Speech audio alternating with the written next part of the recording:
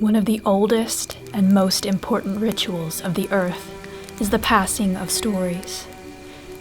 There are many conduits, by mouth or written word, through pictures or song, or by the things we leave behind. Long before creatures walked this planet, tales have been whispered into each gust of wind, poured into the trunks of trees, and worn into every rock, continuing on and on since the beginning of time, or so it's been told. It is in stories that anything is possible, where you can meet someone from every walk of life, see dragons before your very eyes, learn the words of an ancient magic, and even travel to faraway lands in the blink of an eye. So gather round and let me tell you a story. As we move into the later parts of the year, many places around the world grow darker for longer. Each day, more light seems to vanish before our eyes. But do you know why? Legend tells of a creature that can move undetected in darkness, but has to hide itself in light. So what was the best way to protect itself? It swallowed the light, opened its jaw wide, and devoured every last sunray to bring the darkest night you can imagine. Can't picture it?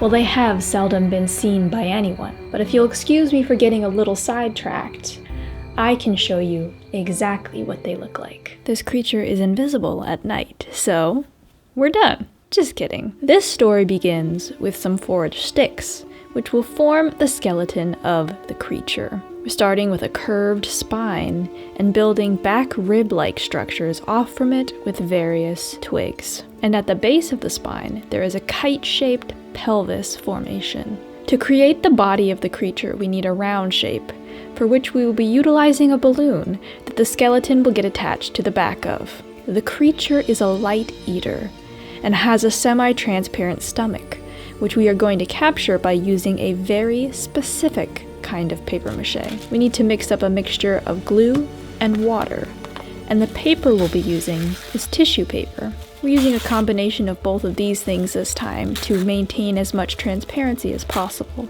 But every story comes with opposition. While tissue paper is great because it has transparent properties, it's also quite thin and tears very easily.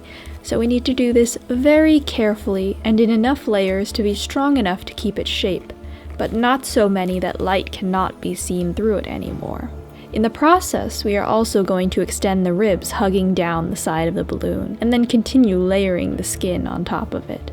Once dry, we'll add a more protective coating of Mod Podge to seal the shape in better, so that when we pull the balloon from its maw later, it can keep its shape. To make the head, we are cutting some various shapes from paperboard. We'll punch holes where the eyes will rest later, and then curve it into a toad-like head shape. The light this creature eats powers its esca, a structure you may have seen on some deep-sea fish. Which begs the question, how deep were the bogs this creature rose from? We'll make way for that on the head, and then attach it onto the rest of the body and build up the jaw and sides to blend the shape together more. Then we'll take back to the paper mache and start blending the head with the rest of the body.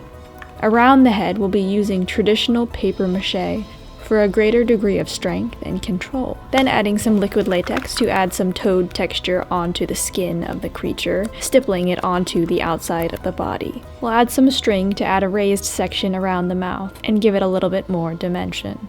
The eyes protrude a bit, so we're building up some sockets with paper mache. We'll add string onto these for eyelids as well, and blend everything together with paper mache mixture.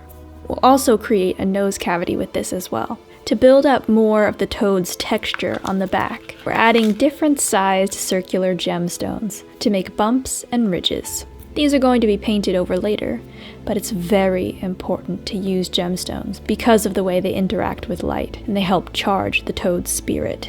To give our creature legs and arms, we are going to continue the skeleton from the back hip joint with sticks, building up the shape of the legs with all their knobbly bends, and then finishing them off with feet. Then we'll start to build the arms out as well. The esca does also have a long, curved skeleton inside it. Now to really bring the creature to life, we need to feed it some light. So we'll take a very seasonal strand of lights as its first offering.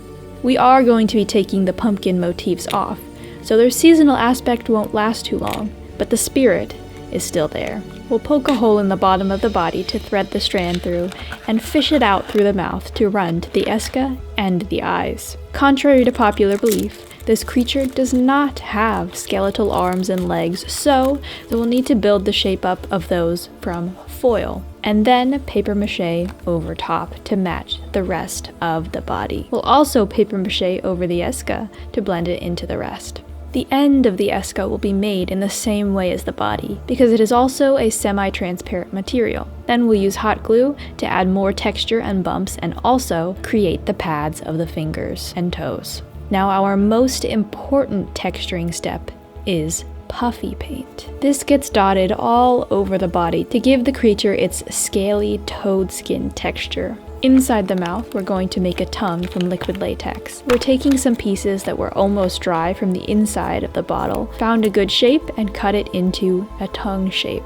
Then we just have to press a little bit of texture into it, let it dry, and we can paint it light pink to match the interior of the mouth as well. The whole mouth and the tongue gets a gloss varnish coat to give it a wet sheen, and then we can finally glue the tongue inside. We're going to make some teeth with clay. This is another nod to its anglerfish descent. These creatures have thin and curved teeth to guard any light that might try to escape from its stomach. We're simply rolling these out and forming them into shape. Then we need to bake them. They got a little crispy, but stories sometimes need a good twist that you don't expect. So we'll just paint them white and glue them into place in the mouth. The belly of the creature is extremely sensitive, so we'll need to be careful with what we use to give it color. This time we're going to use various makeup shades so that we can maintain the transparency but still start to blend it with the rest of the creature. We'll start the rest of the body off with a light green shade of acrylic paint, and then start building and spotting other colors on top of it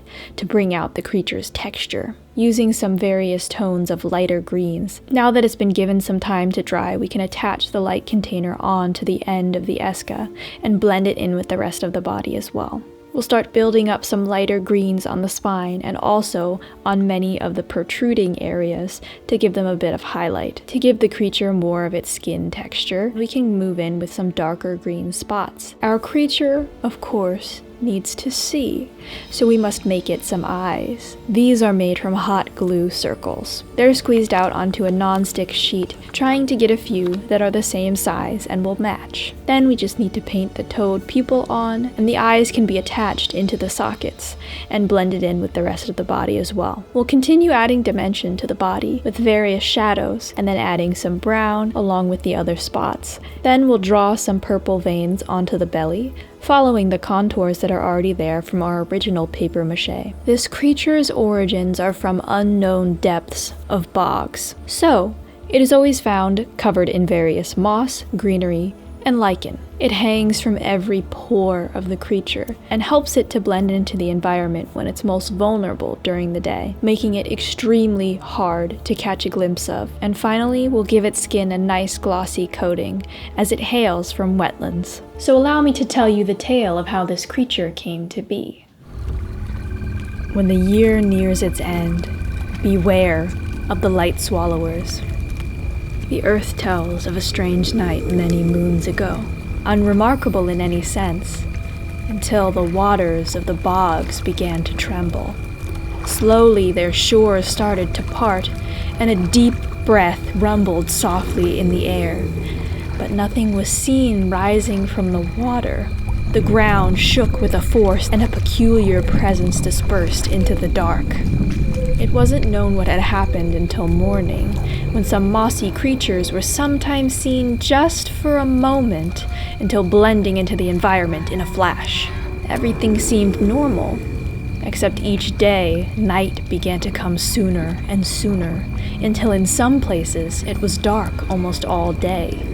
These creatures became known as luminous devourers, harbingers of darkness, and the term that they are now widely known as the light swallowers. In the glimpses they could be seen, they resembled giant toads with features of deep-sea fish, and though they mostly remained invisible, Their presence was felt throughout all lands, with the biggest impact where the concentration of them was the highest. Although it seemed this would last forever, the light slowly began to come back more every day, until it seemed mostly back to normal, and the light swallowers seemed to disappear. Since then, they return each year in a strange cycle to swallow more and more light, until they return to the depths of the bog with their nourishment for that year, only to rise again come fall. And so the story now goes. Past the gate, there lies a wood with fireflies and light, and those who venture in will see a most fantastic sight. But look too long, and all their light will start to disappear, and in the dark, you'll feel the warmth of breath beside your ear. In the light, you see my face, but also draw my eye. In the dark, you leave no trace, but neither so do I. Bet you hadn't heard that one before. Hope you enjoyed it. If you want to join me for another tale, I'll tell you how I procured this outfit from a band of wrestling hyena trainers. But that'll be over on Patreon. Now get out there and keep writing your own story. I'm sure it'll be a great one.